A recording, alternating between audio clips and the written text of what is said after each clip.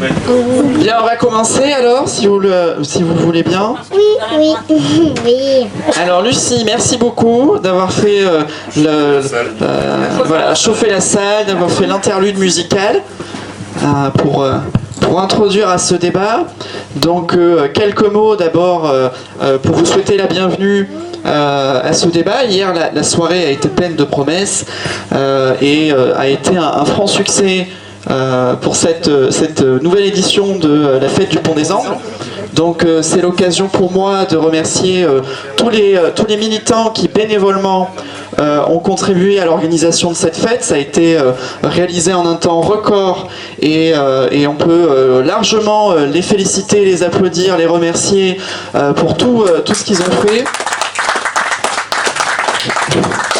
Que ce soit pour l'entretien du terrain, l'installation des infrastructures, la tenue de la buvette, le service, la cuisine, enfin tout ce qu'il faut pour que la fête soit une réussite. Une réussite aussi pour notre discothèque qui reviendra l'année prochaine. Pour ceux qui l'ont manqué, c'est un moment particulier, important. Qui a rassemblé beaucoup de camarades.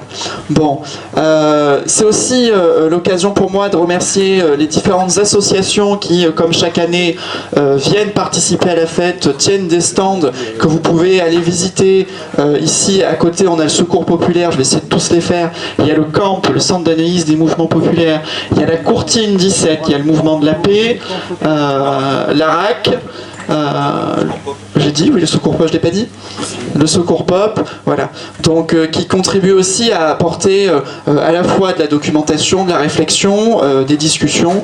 Et vous avez même un petit jeu de tir à la carabine qui nous est proposé par le Secours Populaire et qui n'est pas sponsorisé par le Mouvement de la Paix. Le tir à la carabine. Mais si vous avez un peu l'envie d'y aller, les profits, évidemment, vont au Secours Populaire et c'est important de soutenir le Secours Populaire. Bon, je ne vais pas en dire plus pour l'instant.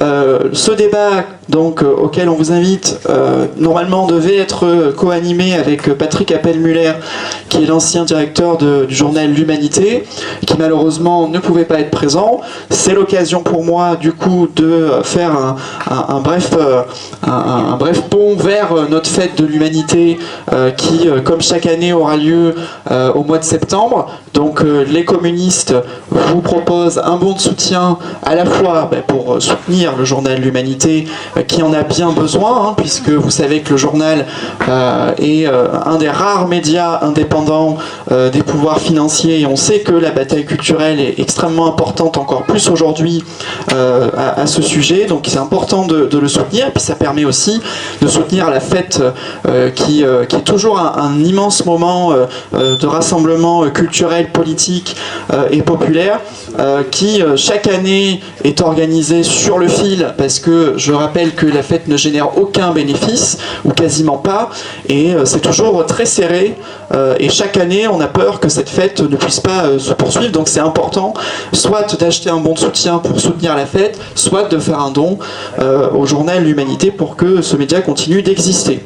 Voilà, j'en dirai pas plus pour l'instant, je vais laisser la parole à mon camarade et ami Henri Vacher qui va vous faire une introduction à ce débat sur les 90 ans du Front Populaire, à la fois l'histoire et son actualité. Merci. Bon. Donc pour résumer, j'ai préparé une petite introduction, j'ai pas la prétention d'être historien ni que ça soit exhaustif, mais c'est pour planter le décor et ouvrir ensuite à la discussion.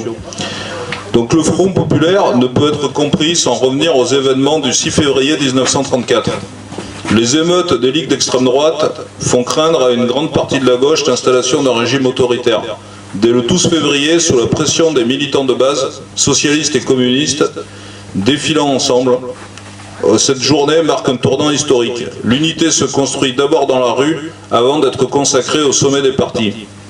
À cette époque, le Parti communiste français, encore engagé dans la stratégie classe contre classe, définie par l'internationale communiste, rompt progressivement avec son isolement. Sous l'impulsion de Maurice Thorez et avec l'appui du Comintern, il fait de l'unité antifasciste une priorité.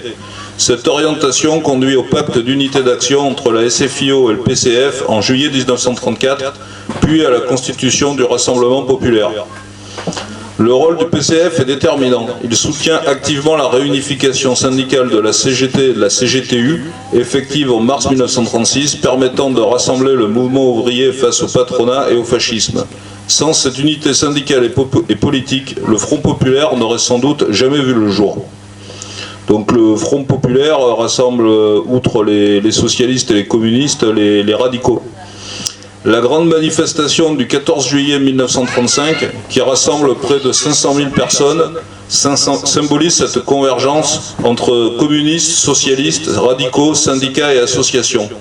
Le mot d'ordre « pain, paix, liberté » devient celui d'une espérance populaire. Donc cela se traduit par la victoire électorale des 26 avril et 3 mai, qui ouvre une période exceptionnelle. Donc puisque je crois que les communistes ont doublé leur nombre de voix et sont devenus une force parlementaire importante. Afin de rassurer les classes moyennes et de préserver l'unité, il choisit de soutenir le gouvernement Blum sans y participer. Les grandes grèves de mai-juin 1936, avec près de 2 millions de travailleurs et des milliers d'usines occupées, conduisent aux accords de Matignon, auxquels participait Martha Desrumaux, dont on propose les livres sur notre stand. Elles permettent l'obtention, les accords de Matignon permettent l'obtention des congés payés, de la semaine de 40 heures, des conventions collectives, des augmentations de salaire, des droits syndicaux et des premières avancées vers une démocratisation des loisirs, de la culture et de l'éducation. Et je pense aussi qu'il est important de rappeler qu'en 1936, dans le gouvernement de Front populaire, pour la première fois, des femmes entrent au gouvernement, alors qu'elles n'avaient pas le droit de vote. Cependant, le Front populaire a traversé de profondes contradictions. Alors qu'il s'est constitué contre le fascisme, il refuse d'intervenir aux côtés de la République espagnole après le soulèvement franquiste de juillet 1936. C'était les 90 ans du soulèvement le 18 juillet, le soulèvement franquiste. Le début de la guerre d'Espagne. Donc sous la pression britannique et des radicaux, Léon Blum adopte la politique de non-intervention. Cette décision laisse la République espagnole relativement isolée face au soutien militaire massif apporté à Franco par Hitler et Mussolini. Donc cette non-intervention demeure l'une des grandes blessures du mouvement ouvrier européen, malgré la participation de milliers de Français dans les brigades internationales. À partir de 1937, la crise économique, les divisions internes et l'offensive de la droite affaiblissent la coalition. Le Front populaire s'achève définitivement en 1938, mais ses conquêtes sociales entrent durablement dans l'histoire de France. L'épilogue est particulièrement tragique pour le Parti communiste, puisque le gouvernement Daladier, qui était un gouvernement sur la base d'une chambre élue, la chambre du Front populaire, décide, le 26 août 1939, d'interdire les journaux communistes avant de dissoudre officiellement le PCF le 26 septembre. Donc, et puis c'était le début de la Deuxième Guerre mondiale à partir du 3 septembre 1939. Donc des centaines de militants communistes sont arrêtés, des élus déchus de leur mandat et la presse communiste réduite au silence. Ainsi, l'histoire du Front populaire apparaît à la fois comme celle d'une immense conquête sociale, portée par l'unité populaire, dans laquelle le PCF joue un rôle essentiel, mais aussi comme celle des limites et des contradictions d'une coalition qui ne sut ni empêcher la tragédie espagnole, ni préserver durablement l'unité du mouvement ouvrier face au bouleversement qui allait conduire à la Seconde Guerre mondiale. Voilà.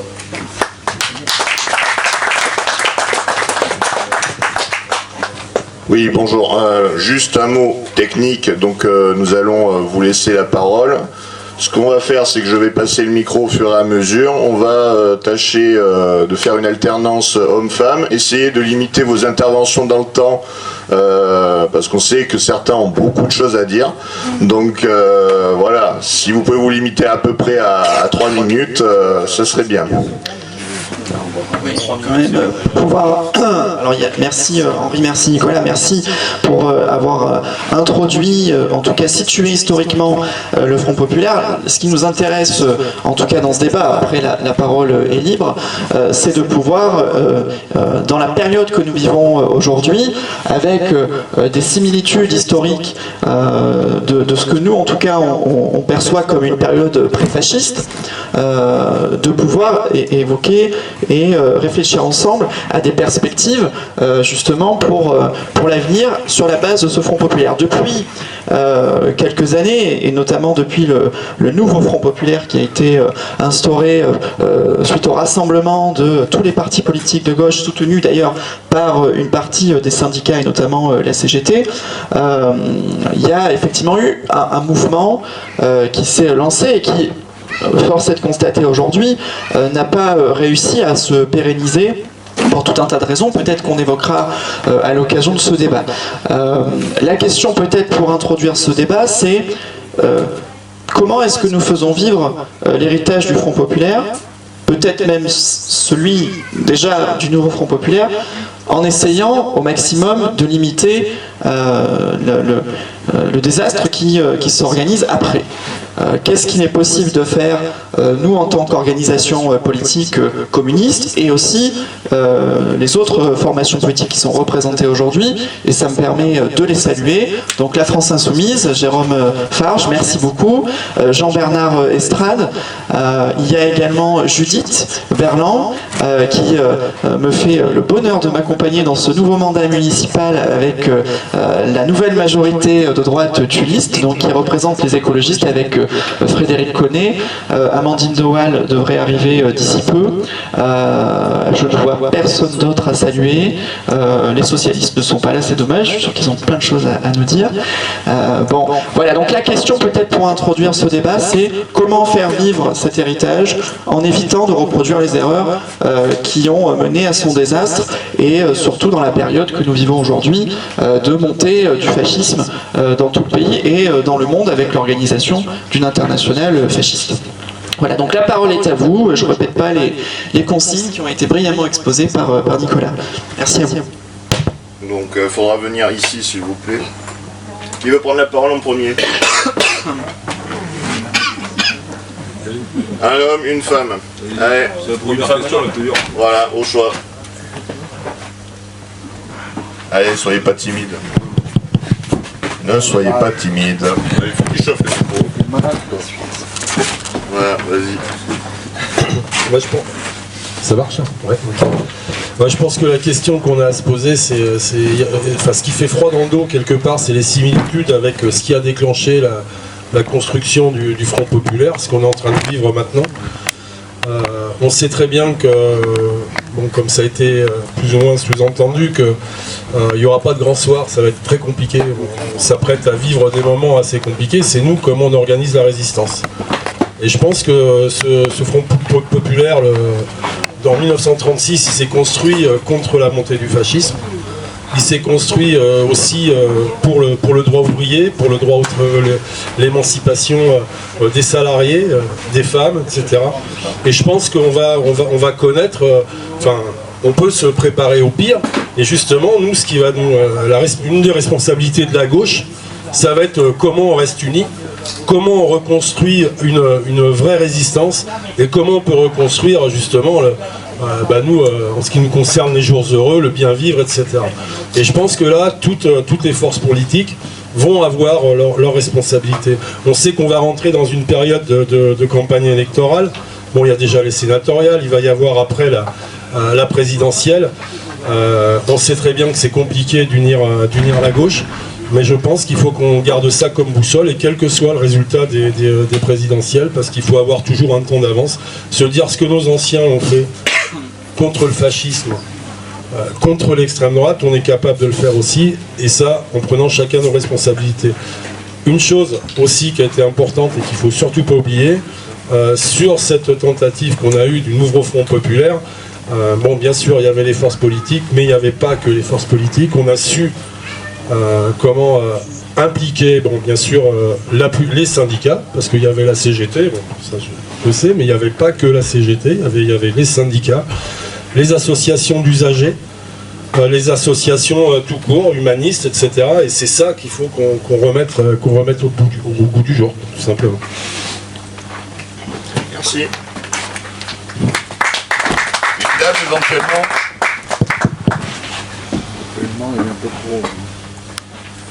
Ça se bouscule pas. Ah. Bonjour Amandine. Ça tombe bien. C'est à toi. T'as le micro. Ouais, t'as le micro d'entrée de jeu. Vous faites la fermeture éclair, une femme, un homme. Ouais. Ouais, ben là on attend. Je vais pas enclencher la petite musique. La Dominique, elle me regarde, je sens qu'elle va prendre la parole. C'est quoi le sujet? Front populaire. Rappelle la problématique. Alors, la question qu'on a posée pour introduire à ce débat, c'est comment faire vivre l'héritage du Front populaire en évitant de reproduire les erreurs qui ont amené à son échec. Voilà. Et puis c'est très large, hein, c'est localement comme nationalement. On va venir avec un des micros, peut-être celui-là qui fonctionne quand même mieux. Allô, allô, ça marche bien.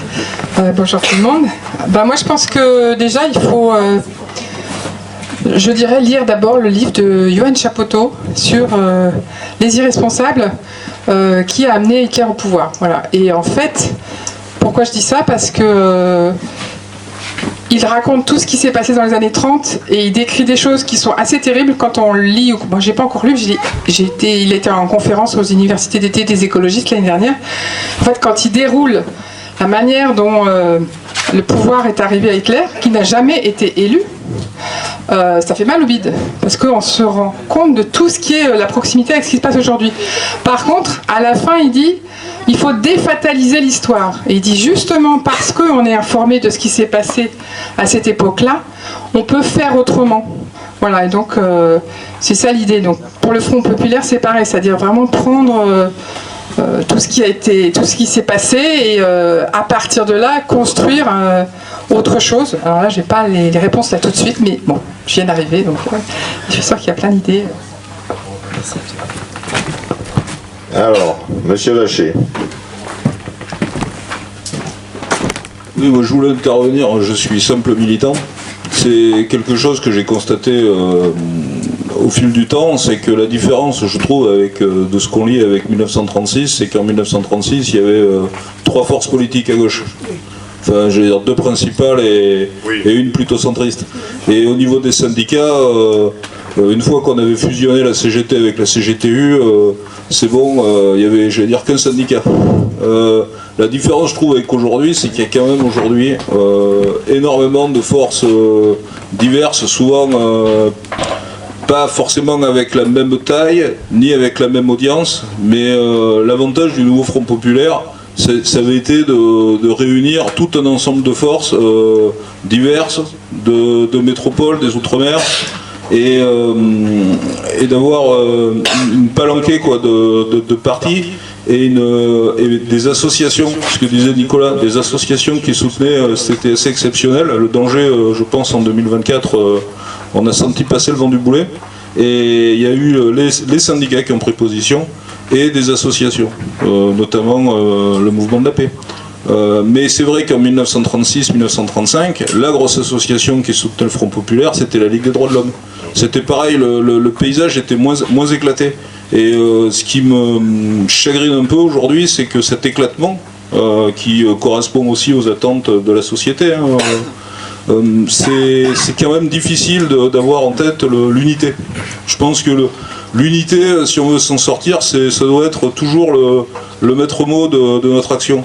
Paix et liberté, oui, mais d'abord unité. Et d'abord voir tout ce qui nous relie, plutôt que de voir tout ce qui nous divise.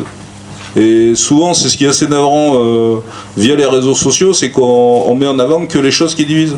Alors qu'on prend l'Assemblée nationale, les forces de gauche votent à 90% pareil. Donc je veux bien qu'à un moment on se pose des questions sur le sexe des anges, mais à un moment ce qui prime c'est quand même les travailleurs, les travailleuses, les retraités, les jeunes, voilà, les précaires, c'est ça qui doit nous lier. Et c'est pour ça qu'il faut faire l'unité.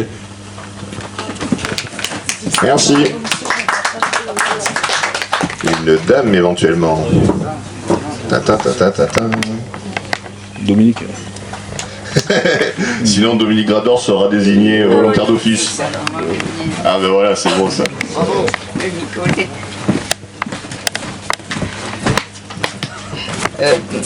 Le débat est à la fois un vaste sujet, en même temps une urgence terrible. Voilà, moi j'ai une fille qui a 38 ans. elle n'a qu'une angoisse, c'est l'arrivée au pouvoir du Front National. Voilà. Et ça, je dirais que pour elle, il n'y a pas de... Elle barguine pas sur cette question. C'est-à-dire qu'elle attend de la gauche qu'elle se réunisse, qu'elle ait une offre à la fois de gouvernement et de résistance, comme ça a été dit, mais aussi une offre de gouvernement, c'est-à-dire des propositions qui concernent le social, la démocratie, l'écologie, l'égalité homme-femme, la lutte contre le racisme, et tout cela pour que ça donne force finalement à une envie d'en découdre à la fois par rapport au Front National mais aussi à la droite, qui est très tentée de faire du Front National son porte-parole pour les prochaines élections présidentielles, avec connaissant la façon dont effectivement Hitler est arrivé au pouvoir, finalement aujourd'hui une extrême droite qui est adoubée par le patronat. Et c'est ainsi aussi que Hitler est arrivé au pouvoir, avec la force des milliardaires, des capitalistes allemands, mais pas que, qui ont fait front pour finalement défendre l'arrivée au pouvoir d'Hitler. Et là, on voit bien qu'autour de l'extrême droite, il y a une partie de la droite non négligeable qui est en train de constituer finalement un front commun, et avec les forces du grand capital qui voient finalement dans l'arrivée de Marine Le Pen la seule façon d'en découdre avec le peuple, au point de lui imposer une austérité et un choix capitalistique ultralibéral sans conteste. Voilà. Donc je pense que tout cela doit nous amener à nous poser avec beaucoup de gravité la question de qu'est-ce qu'on fait pour empêcher le Front National, qu'est-ce qu'on fait pour construire un programme et une alternative politique solide, parce que ce qui a nui au Front Populaire et ce qui a conduit à son échec, c'est quand même la faiblesse finalement de la réactivité de ceux qui avaient le pouvoir, notamment la montée du fascisme. C'est vrai que l'engagement de la France aux côtés des républicains espagnols eût été un moment extrêmement important pour l'opinion dans sa capacité de se mobiliser. Et moi je pense qu'il n'y a pas de changement sans que le peuple s'en saisisse. On a vu, on a été aussi témoin, enfin moi, bon, ça a été une partie une bataille, mais l'arrivée d'Hollande au pouvoir, c'était pas, on l'a vécu sans illusion, mais avec l'espérance que le peuple se saisisse de cette opportunité pour finalement imposer des choix plus sociaux, plus égalitaires, et ça n'a pas été le cas. Finalement, et ça n'a pas été le cas, non seulement parce que le peuple peut-être n'a pas eu cette capacité à se mobiliser, mais ça n'a pas été le cas parce que le Parti socialiste au pouvoir, finalement, c'est défait de toute intervention populaire. Il avait peur de toute intervention populaire. Et c'est encore le problème que nous avons avec lui, je pense. Voilà. Pour tout dire, si le Parti socialiste avait écouté un peu ce qu'était l'opinion du peuple de Tulle, sans doute qu'il aurait fait l'union au municipal, et sans doute qu'on n'aurait pas la droite aujourd'hui pour diriger la ville de Tulle. Voilà. Je pense que c'est une question centrale. Comment les forces de gauche non seulement s'unissent, non seulement construisent un programme ensemble qui soit véritablement un programme social, bon, ce dont j'ai parlé, mais comment aussi elles font en sorte que le peuple se saisisse de ces enjeux. Ça me semble être... voilà, il n'y a pas de sauveur suprême, mais il y a la volonté d'être unis et que le peuple soit saisi des questions qui le concernent. Sans cela, les coups de boutoir de la droite, les coups de boutoir de l'extrême droite, les coups de boutoir de la social-démocratie en faillite, finalement ne seront pas déviés. C'est ça qui me préoccupe. Voilà. Et donc, l'occasion, moi je dis que les élections présidentielles sont importantes et qu'il va falloir faire un choix important, mais je dis aussi qu'elles doivent être l'occasion de mobiliser le peuple. Voilà. Pour ma part, bon, vous connaissez ma position, j'ai des désaccords avec la politique actuelle défendue par Parti communiste. Je crois que ce qui a été dit de l'expérience de 36, où le Parti communiste a su reconsidérer sa stratégie et finalement s'ouvrir à une union, malgré d'ailleurs le diktat de l'URSS à l'époque, et finalement être unitaire pour deux. Je pense que c'est aussi une question qui nous concerne aujourd'hui et dont on doit se préoccuper. Voilà. Bravo. Merci Dominique. Un homme, c'est plus simple. Benaki.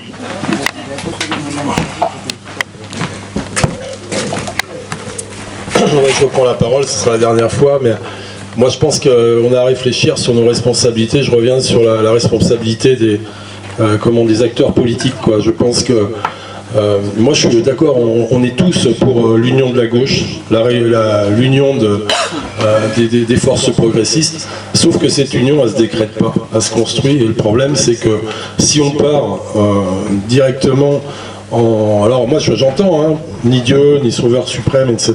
Moi je suis tout à fait d'accord avec ça. Le problème c'est que voilà, on n'est pas partis tous ensemble, il y en a qui sont partis avant, et c'est un petit peu compliqué. Voilà, nous derrière de pouvoir parler d'unité quand quelqu'un s'autoproclame voilà, le leader, le premier, et ça pose problème à la gauche. Et je pense qu'il va falloir qu'on... nous, on a donné, au niveau des communistes, dans l'histoire, on a su donner des exemples. Hein. Je veux dire, on a 36, on ne participe pas, mais par contre, on soutient. Et nous, on n'a pas peur de faire partie d'un exécutif. Voilà. Je veux dire, moi, le camarade Ambroise Croizat, quand il a créé la sécurité sociale, il n'était pas dans un gouvernement socialiste. Hein. De Gaulle n'était pas communiste non plus, quoi. Donc par contre, on n'a pas peur de tenir notre rang, de tenir nos mandats et d'essayer de construire. Voilà. Ça c'est important, et ça va être une réflexion qu'on va avoir intérêt à développer, à mon avis, parce que on va se retrouver dans des situations où la gauche éclatée, la gauche séparée va être amenée à se rassembler, et on se rassemblera sur quoi? Sur un programme, sur des idées, mais pas sur une personne.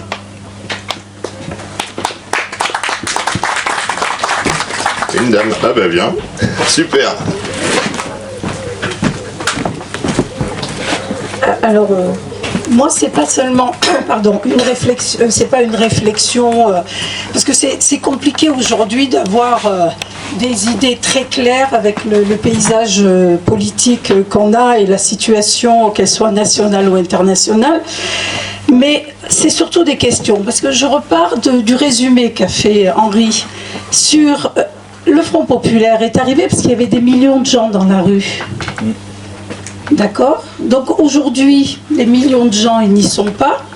Par contre, on veut le rassemblement. Moi, je rejoins un peu le camarade. C'est que le rassemblement avec un programme, c'est que non. Aujourd'hui, on a quelqu'un qui s'est autoproclamé candidat à la présidentielle. Et on a déjà désigné le Premier ministre. Alors peut-être qu'il est sur les réseaux sociaux. Donc si effectivement le reste de la gauche n'a plus qu'à une chose à faire, c'est de suivre. C'est pas ça, construire une alternative et travailler à ce qu'on gagne les présidentielles. Et c'est pas ça ce que demande le peuple de gauche. Le peuple de gauche demande l'unité à gauche. Et l'unité jusqu'au Parti socialiste. Parce que, y compris, on entend des socialistes le dire. Donc aujourd'hui, moi, c'est ça mon inquiétude. C'est des questionnements aujourd'hui. Je suis adhérente du Parti communiste depuis 1978. Donc c'est vieux. Hein.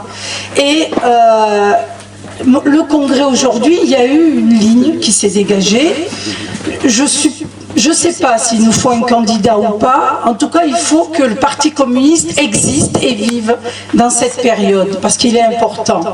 Après, qu'on ait un candidat uni, commun, comme à la période du Front populaire, pourquoi pas? Mais le candidat, il s'est autoproclamé, là, aujourd'hui. Il s'est autoproclamé à presque 2 ans des présidentielles. Sous prétexte des 22%. Bon, ben alors, c'est réglé. C'est réglé. On va rester à la maison, ils vont faire la campagne des présidentielles et on verra. On verra. Donc moi, c'est des questions que je me pose. Aujourd'hui, je suis très mal. C'est la première fois, je crois, que... Alors c'est vrai qu'on a pris une retraite, hein. Pendant 3 mois, on est parti à l'étranger, mais ce qu'on voyait de l'étranger, c'était pas top. Hein. Franchement, c'était pas top. Et donc, si moi, je suis très, très en colère, très déçue, très dans le questionnement, et je peux vous dire qu'on est nombreux. Donc ça, attention.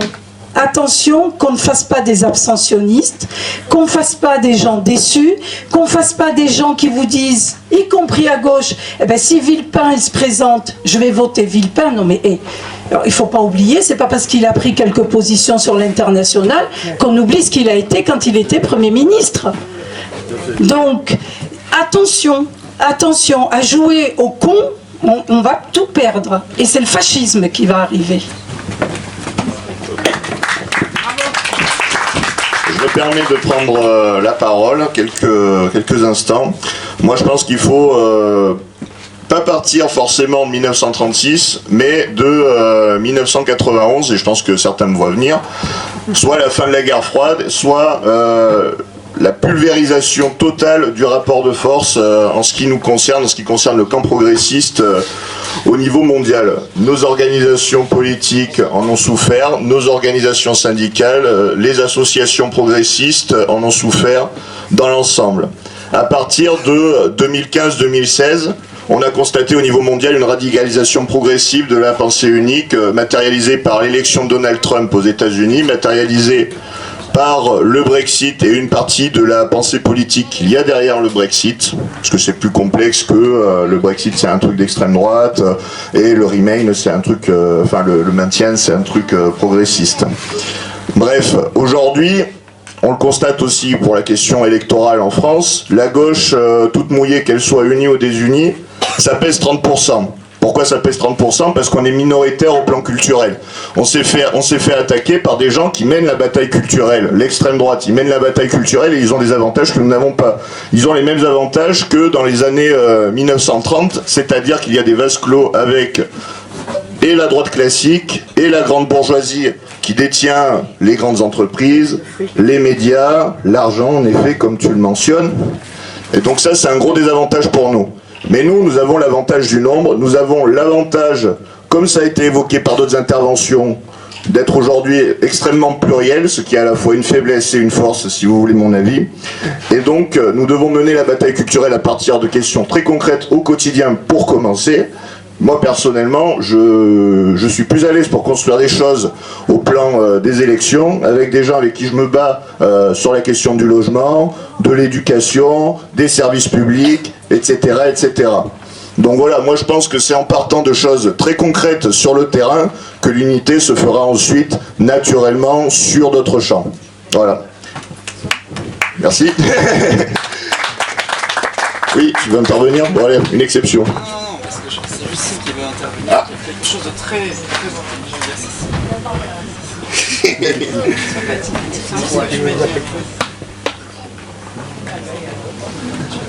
Tu veux que je le dise pour toi?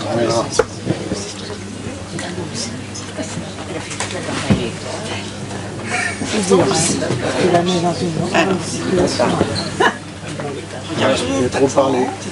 Et tout va bien. Tu veux que je dise pour toi? Oui. Mais quand même, Vas-y. Je veux que tu dis pour moi. Bon, Lucide avait une intervention, elle disait que si on jette les déchets par terre, eh bien la planète... La planète, elle va être malade. Au revoir. À bientôt. Au revoir. Merci Lucie. Bon, Merci. Allez, vas-y. Oui, bonjour. Donc je m'appelle Jérôme Farge, je suis membre de la France Insoumise, mais je ne vais pas parler au nom de la France Insoumise, je vais parler en mon nom propre. Et ça va permettre aussi d'éclairer quelques positions. Moi, je me suis engagé en politique avant tout dans le mouvement altermondialiste. J'ai fait les premières manifs anti-guerre, les manifs anti-nucléaires, parce qu'il faut lier à la fois la guerre contre les hommes contre la guerre contre la nature. Parce que je pense qu'au-delà de l'unité des forces de gauche, il y a aussi la recherche d'une unité des vivants, que ce soit les vivants humains et les vivants non humains. Et je pense que ce qui provoque la guerre, et ce qui doit nous unir, en fait, c'est la détérioration de nos conditions d'existence. Il y a toujours eu des capitalistes qui ont cherché à s'approprier toutes les ressources, que ce soit naturelles ou humaines, les forces de travail ou les ressources naturelles au profit de quelques-uns, et ça se répète encore une fois. Et nous devons nous unir dans cette direction. Après, il y a des organisations. Il y a des organisations politiques, il y a des partis, il y a des organisations syndicales, il y a des organisations associatives, et c'est celles-ci qui sont unies lors du Front populaire. Et c'est pas le gouvernement de Blum qui a mis en place toutes ces mesures-là. Il avait des propositions qui étaient bien en deçà de ce qui a été mis en place, et parce qu'il y a eu des grèves massives qui ont poussé le gouvernement à mettre en place toutes ces conquêtes sociales. Donc c'est le peuple organisé, le peuple en couleur, le peuple qui avait des revendications, qui a réussi à faire advenir la France d'aujourd'hui, qui est en train de se faire attaquer depuis une quarantaine d'années par les néolibéraux. Le peuple, il a existé récemment, il a existé lors de la lutte contre la Constitution européenne, qui est passée en force avec Sarkozy, qui n'a pas été démonté par le gouvernement Hollande par la suite. Le peuple il a existé aussi par rapport aux Gilets jaunes. Et donc là, il y a aussi des choses à se dire, c'est que le peuple, il existe toujours, mais le peuple n'est pas forcément organisé derrière les partis politiques. Je vais reprendre un peu les paroles de Mbappé. C'est le foot il a changé, mais la politique elle a changé. Le peuple il a changé. Et il faut faire avec. Aujourd'hui, le peuple, c'est un ensemble de minorités. C'est les féministes, c'est les personnes qui sont ostracisées par leur religion, par leur couleur de peau. Et c'est avec ces personnes-là qu'il faut s'unir, qu'il faut organiser, qu'il faut travailler ensemble. J'entends des critiques que la France insoumise est partie trop tôt dans la présidentielle. Je pense qu'il n'est jamais trop tôt pour parler politique. Je pense qu'il n'est jamais trop tôt pour aller au contact des abstentionnistes. Il n'est jamais trop tôt pour aller recueillir les propositions, pour recréer un programme, réactualiser ce qui est nécessaire aujourd'hui de mettre sur la table. Il est nécessaire de proposer une conquête. Pas d'être seulement en résistance, mais il faut proposer des conquêtes. Il faut proposer, et c'est pour ça que la France Insoumise propose le principe de Nouvelle France. On propose le fait de se réunir, de réinventer la France sur ce qu'elle est aujourd'hui. Pas sur ce qu'elle a été, mais sur ce qu'elle est et ce qu'elle peut devenir. Et je pense que la question de la paix, la question de remettre le droit international au centre du dialogue et au centre de la diplomatie française est essentielle. Je pense que le fait de remettre l'écologie, le changement climatique, l'organisation globale contre les grandes menaces, que ce soit sanitaire ou que ce soit climatique ou que ce soit environnemental, n'oublions pas la perte de la biodiversité, qui fait que nous, on pourra s'unir. Et quand je dis nous, c'est les partis politiques, mais les humains tout simplement, autour d'un projet qui permette d'agir collectivement. On sait très bien qu'individuellement, on a toujours tendance à préserver nos intérêts. Notre cerveau, il est fait comme ça. Nos habitudes, elles sont faites comme ça. Les organisations collectives, elles sont faites pour dépasser, en fait, la condition humaine, pour permettre d'avancer, pour aller beaucoup plus loin. Il faut de la démocratie aussi. La démocratie, il y a deux choses. La démocratie, on risque de la perdre au deuxième tour des élections présidentielles. Je vais être très clair. La démocratie, c'est ce qui nous pend au nez en fait. C'est l'extrême droite au deuxième tour des présidentielles, et eux, ils vont faire comme en 40. Ils vont commencer à emprisonner tous les militants. Ils vont commencer à faire de la corruption. Ils vont commencer à développer la guerre, et ils vont pas s'arrêter. On voit ce que donne un gouvernement d'extrême droite, que ça soit aux États-Unis ou que ça soit en Israël. On voit ce qui se met en place. Et moi, je le dis à mon échelle, je le dis en tant qu'humain, je le dis en tant que militant. Moi, je me suis engagé récemment dans un mouvement politique parce que je ne voyais pas suffisamment de lutte sur le terrain contre l'extrême droite. Je suis désolé, moi je me suis engagé sur le terrain parce que je voyais trop d'affiches de l'extrême droite envahir Tulle malgré son histoire. Et je me suis dit, il faut se réorganiser. Et il faut s'appuyer sur les forces qui sont volontaires, et celles qui sont politisées, celles qui ne sont pas encore politisées. Et il ne faut pas s'opposer entre nous, mais il faut être très clair. Il faut s'unir sur un programme de changement et de rupture. Si les radicaux n'ont pas soutenu la guerre d'Espagne, c'est parce qu'ils n'étaient pas assez radicaux, justement. Et aujourd'hui, il se répète la même chose. Il y a des gens qui se revendiquent d'une certaine politique qui ne l'appliquent plus sur le terrain. qui ne votent plus les motions de censure, qui ne font plus tomber le gouvernement. Et nous avons besoin d'affirmer une politique de rupture. Nous avons failli avoir un gouvernement de gauche si les institutions avaient été respectées. Elles n'ont pas été respectées, encore une fois, par les néolibéraux. Les ennemis, c'est les néolibéraux et c'est l'extrême droite. Après, au-delà de ça, il faut arrêter de s'invectiver, il faut arrêter de s'accuser de choses qui n'existent pas, et il faut voir comment on travaille ensemble. Et nous, on a proposé d'aller de l'avant, on a proposé une union. Après, il faut que les gens se mettent autour de la table. C'est aussi simple que ça. Et après, je n'ai pas dit que ça allait être simple, mais nous, on a fait une proposition, parce que sinon, on allait faire comme pour les municipales, on allait attendre entre le premier et le deuxième tour de voir si on allait faire des listes d'union, et on perdait toutes les mairies de droite, toutes les mairies passées à droite. On peut ne pas être d'accord avec cette analyse. Moi, je pose ces questions sur la table pour qu'on puisse en débattre sérieusement. La démocratie, c'est ça, c'est être d'accord sur nos désaccords pour permettre de construire là-dessus. Et moi, ce que j'ai envie, c'est qu'on construise aujourd'hui là-dessus. Merci. Jalila,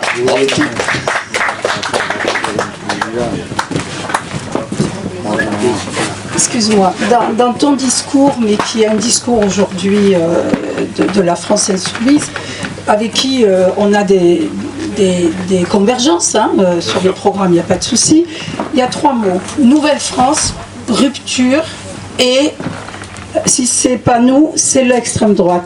Je me souviens que la campagne de Macron des dernières présidentielles, c'était ça.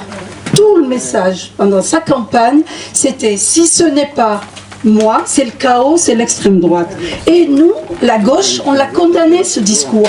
On l'a condamné parce qu'on a dit les gens, le peuple ne va pas pouvoir réfléchir. La seule alternative, c'est ou Macron ou l'extrême droite. Vous reprenez exactement le même discours. C'est où Attends, laisse-moi finir.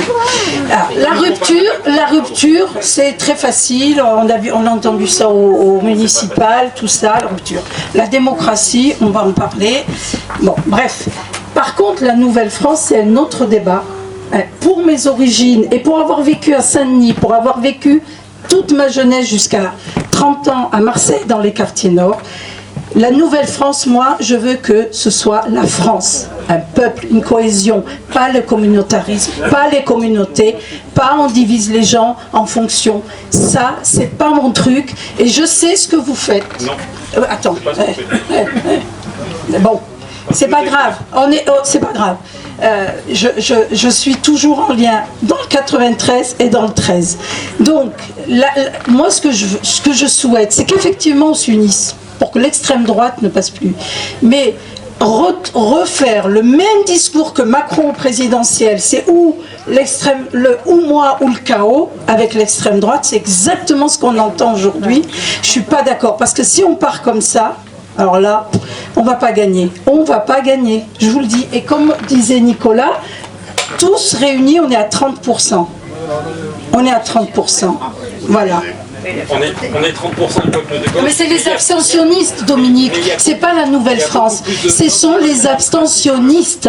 Ce n'est pas... Oui, mais ils ne s'abstiennent pas parce qu'ils sont noirs ou ils sont arabes ou ils sont islam. Mais parce qu'ils sont qui vote aujourd'hui l'extrême droite? C'est les ouvriers beaucoup et les Français. Mais ils sont marginalisés. Mais ils sont pauvres. Non, mais tu peux pas dire. Mais enfin, tu peux pas dire que dans les quartiers ils n'y vont pas parce qu'ils sont que méprisés. Mais parce qu'on n'a plus de réponse politique. On n'a plus de réponse politique. D'où l'idée de Nouvelle-France. Non, c'est quoi la Nouvelle-France? C'est quoi la Nouvelle-France? C'est un peuple qui se reconstitue avec un projet politique. Mais c'est pas ça dans le discours de la France insoumise. Non. Calmez-vous. Ben, c'est le débat. Ce qui est bien avec les avis tranchés, c'est que ça relance le débat. Allez Nico, à toi. Pour avoir discuté. Calmez-vous les amis. Et bonjour à tous. Alors du coup, moi je vais. Tu la défends à Tulle. Mais je vais rajouter une couche de plus en général et ça fera réagir. Moi, je remets le contexte. Donc Nicolas, moi je suis secrétaire de section de la section PCF de Brive. Je suis aussi élu à la CE de l'UL CGT. D'accord. Je suis président, vice-président de Cap à Gauche, coprésident Cap à Gauche 19. Et puis je suis aussi élu municipal à Brive-à-l'Arche contre une liste qui est enfin, je suis le seul communiste de la commune, donc c'est pas simple. Donc clairement, pour vous faire un topo, si jamais l'extrême droite passe en 2027, je pense que je serai parmi les premiers à sauter. Et pourtant, il y a vraiment quelque chose qui me gêne dans le discours qu'on a dit là. Moi, j'ai pas peur de 2027. J'ai pas peur de 2027 parce que on a voulu bâtir des rassemblements sur le combat de l'extrême droite. Et le Front Populaire nous a appris autre chose. Le Front Populaire de 36, il s'est rassemblé contre l'extrême droite, c'est vrai.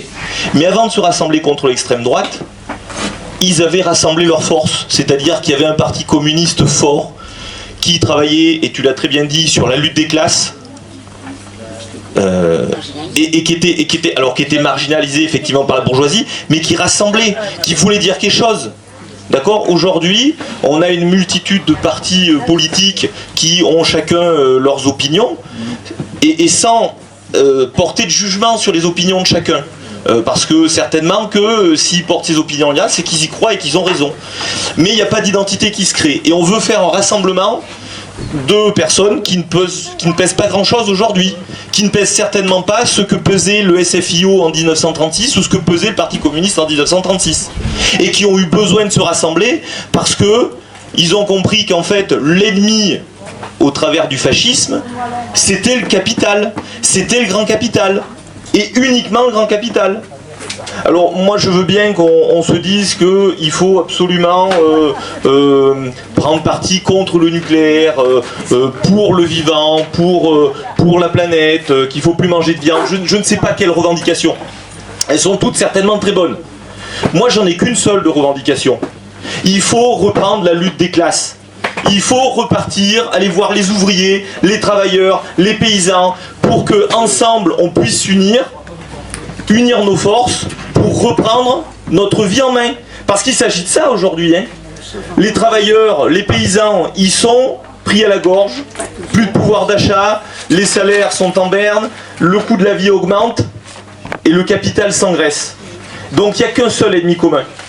Donc ne nous trouvons pas d'excuses sur des idées qui ne seraient pas les nôtres, les choses comme ça. Je pourrais jamais être d'accord avec les écologistes qui vont prôner qui vont dire non au nucléaire, parce que moi-même je suis chez EDF et je sais ce qu'a apporté le nucléaire à notre pays, et c'est une nécessité. Mais pour autant, il faut qu'on arrive à s'entendre sur des choses essentielles.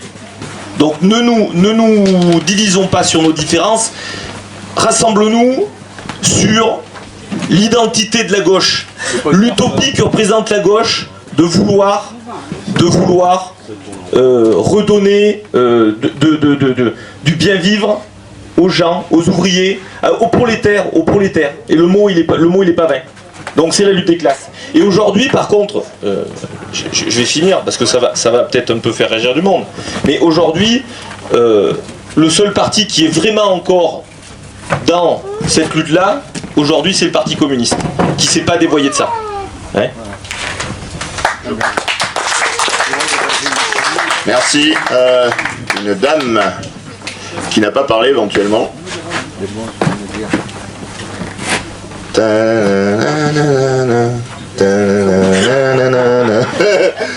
Petite musique d'ascenseur. Oui, non. Mets-toi une perruque.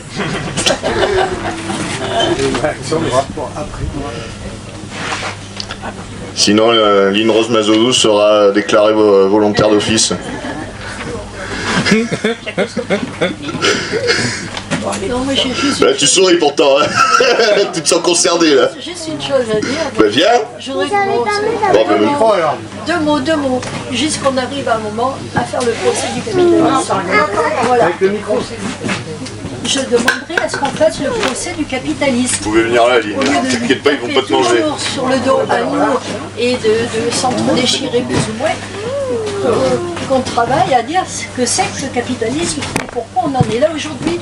Tout ce qui se passe aujourd'hui, c'est de la faute du capitalisme. Alors qu'on en parle, qu'on le décortique et qu'on explique aux gens ses méfaits.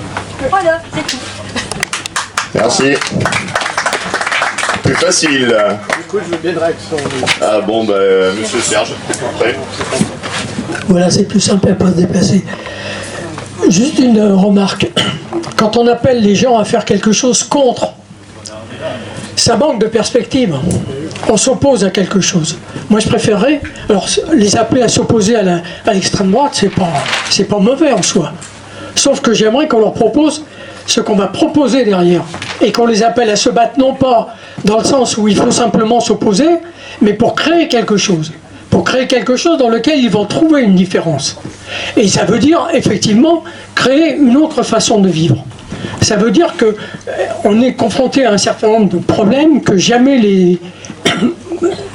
les couches humaines avant nous n'ont eu à faire face, parce que effectivement à terme c'est la survie de l'espèce qui est même posée si un certain nombre de choses ne sont pas changées. Donc il y a des choses à proposer et des choses très concrètes. Et ces choses très concrètes, on n'a pas tous effectivement les mêmes opinions sur le nucléaire. On peut en discuter jusqu'à plus soif. Bon, il faut partir des réalités. Donc il faut commencer, à mon sens, par faire une analyse de la situation réelle dans laquelle on se trouve. Et qu'est-ce que ça veut dire? Quelles sont les choses sur lesquelles on peut changer? On peut élire un nouveau président de la République. Sauf que jusqu'à présent, on a une constitution. Cette constitution a un article qui est l'article 20 et qui dit quelque chose sur lequel depuis des années, depuis 1958, on s'assoit.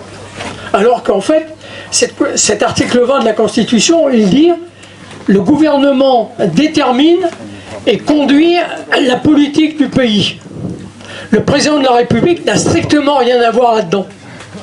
Et c'est simplement parce que depuis des années, presque un siècle, ceux qui étaient Premier ministre n'avaient qu'une ambition, c'est de devenir président de la République, donc ils ne voulaient surtout pas mettre en cause ce que le président de la République, De Gaulle le premier, s'était attribué. Mais dans la réalité des faits, il n'a aucun pouvoir, et ça va mettre très loin, puisque le seul pouvoir, le seul qui peut supprimer le Premier ministre, s'il ne va pas, c'est l'Assemblée nationale. Le président de la République n'a pas le pouvoir de dire au Premier ministre, tu t'en vas. Si le Premier ministre lui répond, on va te faire foutre, eh ben il reste en place. Seule l'Assemblée nationale peut, effectivement. C'est là où le peuple peut, effectivement, faire un contrôle de la situation. Et l'Assemblée nationale, par exemple, pourrait très bien faire en sorte que le président de la République, il ait un petit bureau de 2 mètres carrés et qu'il reste dans son bureau et qu'il arrête de casser les couilles à tout le monde, hein, parce que c'est l'Assemblée nationale qui vote les crédits pour lesquels il peut se payer des déplacements. Donc il faudrait peut-être revenir à la réalité de la politique, de ce qu'elle devrait faire, et non pas de ce qu'elle fait depuis un certain nombre d'années. Et là-dessus, je crois qu'on a des explications à amener aux gens. Hein, en leur disant encore une fois que le président de la République, quand il vient dire « je veux que », non, il n'a pas à dire « je veux que ». Il peut dire « je souhaite », mais c'est tout. Et derrière, ceux qui décideront, en définitive, ce sont les élus du peuple, c'est-à-dire l'Assemblée nationale. Puisque, y compris par rapport au Sénat, c'est elle qui a le dernier mot. Donc ce qui est important dans ce qui va arriver, c'est pas seulement le président de la République, c'est les élections qu'il y a derrière. Et le problème, c'est qu'il faut que, à ces élections, on se présente avec des propositions, pas seulement une opposition en quelque chose. Parce que ça, l'opposition, on a essayé l'opposition contre les retraites, on s'est viandé. Il y a eu 2 millions de personnes dans la rue, il n'empêche que ça n'a pas marché. Parce qu'à un moment donné, il faut aussi bien tenir compte de la nécessité qu'il y a pour que le peuple intervienne, mais il faut qu'il intervienne massivement. En 1936, ce n'est pas les ministres au gouvernement qui ont fait changer les choses, ce sont les gens dans la rue.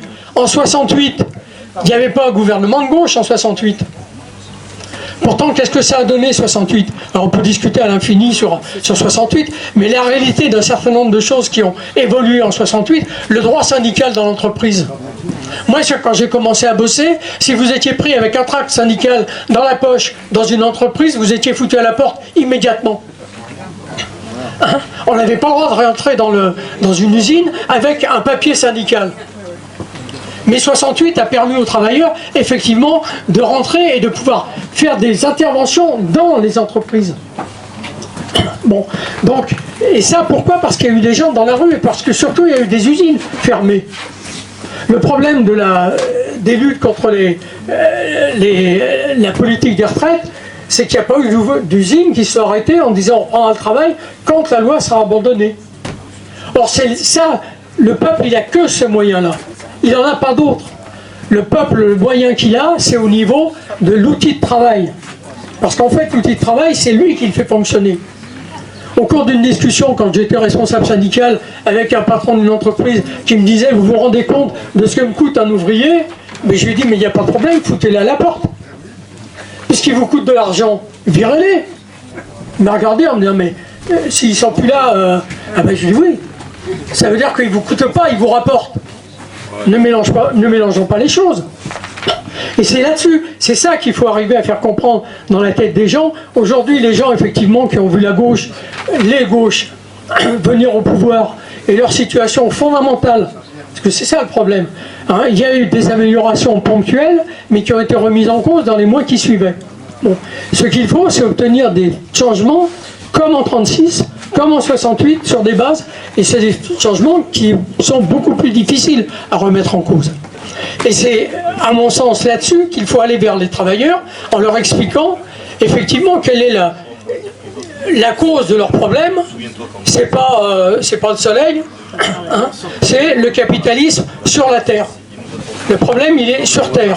Et il est sur la volonté d'accaparement par une certaine population. C'est ça qui pose des problèmes dans tous les niveaux. Bonne conclusion. Voilà. Merci Serge. Merci bien. Une volontaire.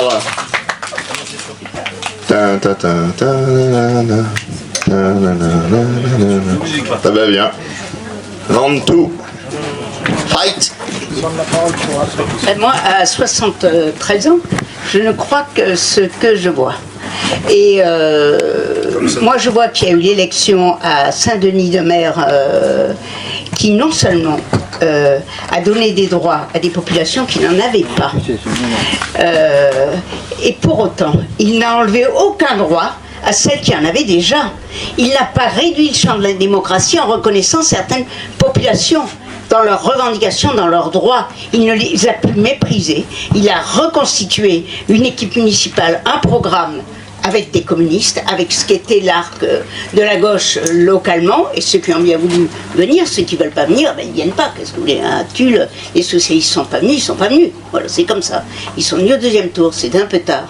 Mais il n'empêche que voilà. Donc ça, je me dis, voilà ce qu'est capable de faire un maire qui n'est pas de ma tendance politique, mais qui est porté par une vraie revendication sociale, démocratique et de transformation de la société. Parce que cette société, c'est vrai, a changé. Et il en a su en saisir le sens, et c'est la raison pour laquelle je pense qu'il a été élu. Et donc je ne crois qu'à ce que je vois. Et moi, je suis communiste, et je le reste. Je ne suis pas insoumis, je suis communiste. Pourquoi? Parce que moi, j'ai vu la sécurité sociale. J'ai vu que le communisme, c'est ce mouvement qui peut abolir l'ordre des choses. Dès lors qu'on va au bout de ces idées, et pas pour en faire un objectif à long terme, pas pour en faire une utopie, mais pour en faire le mouvement concret qui abolit l'ordre des choses. Quand Croizat, et pas que lui, à l'époque, ont le culot de dire oui, c'est la solidarité qui peut gouverner tout ce qui est la sphère sociale de cette société. Et bien ça, c'est un acte communiste posé et qui demeure encore aujourd'hui. Et qui fait que moi, je crois au communisme parce que je pense que c'est effectivement le mouvement qui abolit l'ordre des choses. Et je n'attends qu'une chose, c'est que mon parti porte ce mouvement comme celui, effectivement, qui est à l'œuvre aujourd'hui. C'est cette bataille-là idéologique qu'on doit mener. Parce que c'est vrai qu'on a lâché sur des choses. Mais quand je vois qu'on combat les idées d'extrême droite, parfois en les épousant, ou en les contournant, ou en disant il y a du juste, il y a du vrai, eh bien c'est pas juste, c'est pas bien. C'est pas comme ça qu'on gagne des consciences. Il faut se battre aujourd'hui. Et il y a des jeunes, il y a des femmes qui sont pas communistes, qui sont pas insoumis, qui se battent. Il faut les entendre aussi, je pense. Il faut pas être fataliste par rapport à la venue du Front National. Il faut saisir tout ce qui bouge dans cette société. Et il y en a qui se font entendre aujourd'hui, et qui ne sont à aucun parti, qui ne sont à aucun syndicat, mais qui n'attendent que d'être mobilisés finalement pour que les choses changent parce qu'ils en ont besoin viscéralement. Je crois qu'on est dans une situation où des hommes et des femmes ont besoin que ça change. Sachons leur dire que c'est dans ce mouvement-là, et ce mouvement qui sera forcément unitaire, il y a besoin de s'unir à d'autres. Moi je suis communiste, il y a des Verts. Les Verts, ils ont porté seuls, il faut nous le dire quand même, nous les communistes. Pendant longtemps, ils ont porté seuls la revendication de la transformation sociale pour la planète, avec tous les dangers qu'ils ont saisis et pour lesquels ils ont porté des batailles. Alors si on ne s'ouvre pas à d'autres problématiques, si on ne reconnaît pas que des gens portent ces problématiques, et on a besoin d'eux pour qu'ensemble on avance et qu'on change la vie, eh bien je pense qu'on va rester les uns chez les autres, on va se regarder en chien de fusil au mieux, et la droite et l'extrême droite vont s'unir pour nous la mettre bien profond. Voilà ce que je pense. Merci Dominique. Allez, monsieur Cressandier, je prépare la prochaine intervenante et après Tijani, je t'avais repéré, t'en fais pas. Bonjour à tous, Laurent Tessandier. Donc moi je représente les écologistes. J'avais pas prévu de prendre la parole. Le débat évidemment m'intéresse dans tous ses détails, mais je voulais réagir à une expression de Nicolas Hague. Hein, il y a beaucoup de Nicolas. Alors d'abord, on est ici, les écolos, pour soutenir le Parti communiste, pour témoigner qu'on a les mêmes combats. Premièrement. Et je voulais juste faire passer un mot, c'est que nous, on n'oppose pas la question de l'habitabilité de la planète avec la lutte sociale. C'est une forme de la lutte des classes. Parce que c'est bien le capital qui est prédateur et des ressources de la planète et de l'humain.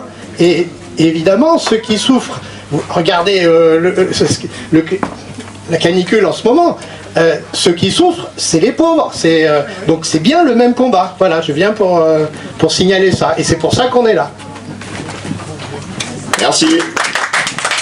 La prochaine intervenante, roulement de tambour.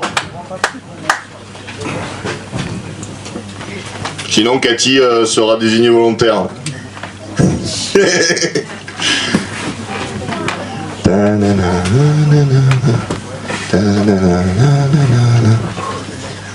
Une femme, par le favor. T'as oublié ta perruque.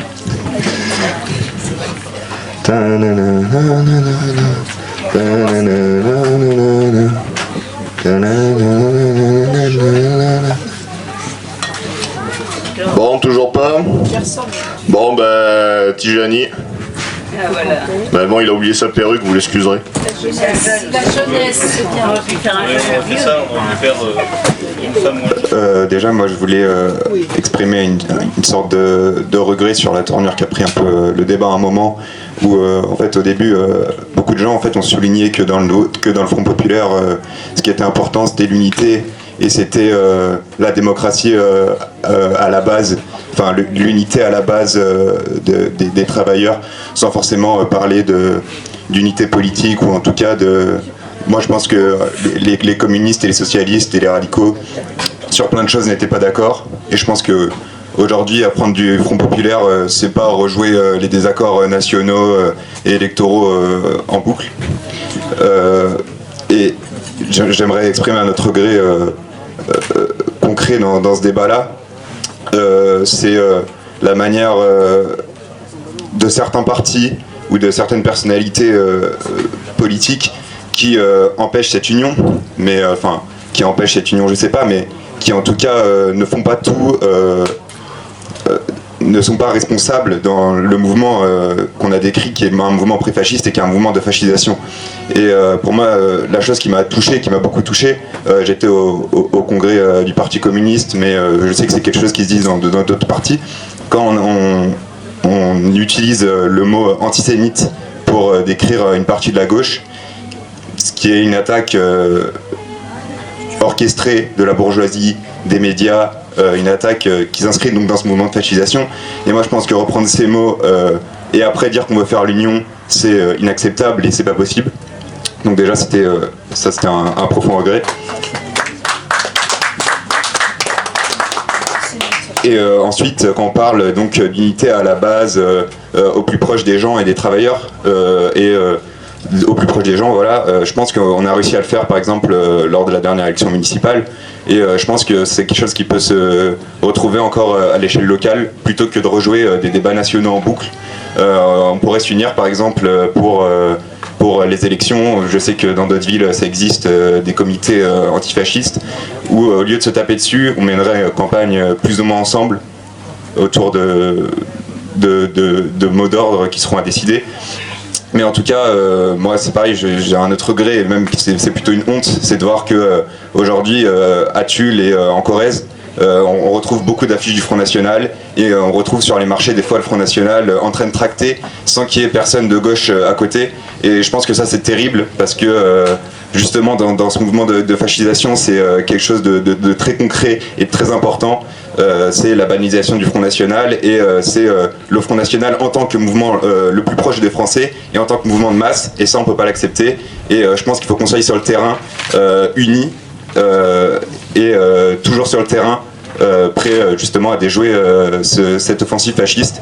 Et je pense que comme ça a été rappelé du coup, et ce qui est une leçon du Front Populaire, c'est que l'arrivée du fascisme, même si il y a un mouvement concret de fascisation, n'est pas une fatalité. Et voilà. Merci. Merci Tijani. Si on n'a pas une intervenante à tout hasard en plus, je pense qu'on va gentiment aller vers la conclusion. Henri, tu veux conclure ?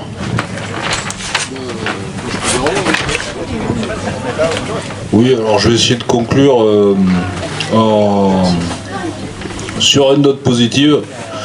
Je pense que l'histoire se répète pas, sauf la deuxième fois, c'est une farce. Bon. La situation est compliquée. Ce qui a été dit tout à l'heure, je partage complètement la peur. Moi, personnellement, je suis inquiet,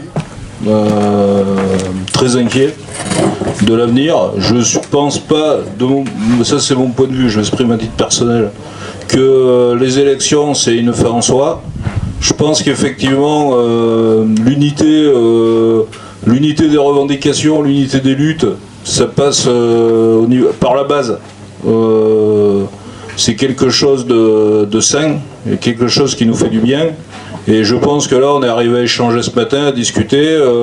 Ce qu'il faut souhaiter, c'est que même s'il y a de grandes discussions dans les télévisions, sur les plateaux de télévision, au niveau national, une focalisation et une exacerbation des tensions, je pense qu'il faut garder à notre niveau, en Corrèze, cette envie de lutter ensemble, et cette envie de construire ensemble, parce que nous, c'est ce qu'on peut faire. Tout à l'heure, c'est ce qui a été dit par Jérôme, mais je partage assez. Au niveau, par exemple, de la guerre ou de la paix, les gens disent on ne peut rien faire, c'est décidé en haut. Oublions jamais que ce sont les peuples qui décident. C'est les peuples, et le peuple, c'est nous. Donc c'est à nous de saisir l'importance du moment, de saisir ce qui a été dit sur la présence du fascisme. Effectivement, ils ont les télévisions, ils ont le pouvoir de l'argent, l'importance du capitalisme, et construisons l'unité, battons-nous ensemble, et pas que contre, dans une logique aussi de proposer. Il y a des choses qui se passent dans les conseils municipaux, il y en a des victoires, on arrive à avoir des victoires, mettons-les en avant, construisons et proposons, et pour que finalement le Front Populaire disait allons au-devant de la vie. Malheureusement, 4 ans après, 3 ans après, il y avait la guerre mondiale, mais en passant par la guerre d'Espagne. Mais derrière, il y a eu les jours heureux, donc on doit être là pour construire, pour bâtir, pour proposer, pour offrir une alternative, mais ensemble. Il n'y a pas une organisation qui peut dire moi j'ai raison et les autres. Voilà, c'est ce que disait Nicolas aussi. Nicolas a dit on est riche, c'est à la fois. Moi je constatais qu'il y avait de multiples organisations, des fois on y perdait un peu notre. Enfin, on avait tendance à se perdre, mais c'est notre diversité et notre richesse, et on est la gauche, et c'est à nous, on doit être responsable, et collectivement, et on doit bâtir en Corrèze, et que chacun fasse ça dans son coin de France, et dans le monde, on doit bâtir l'alternative. Voilà. Donc, en avant pour des jours heureux.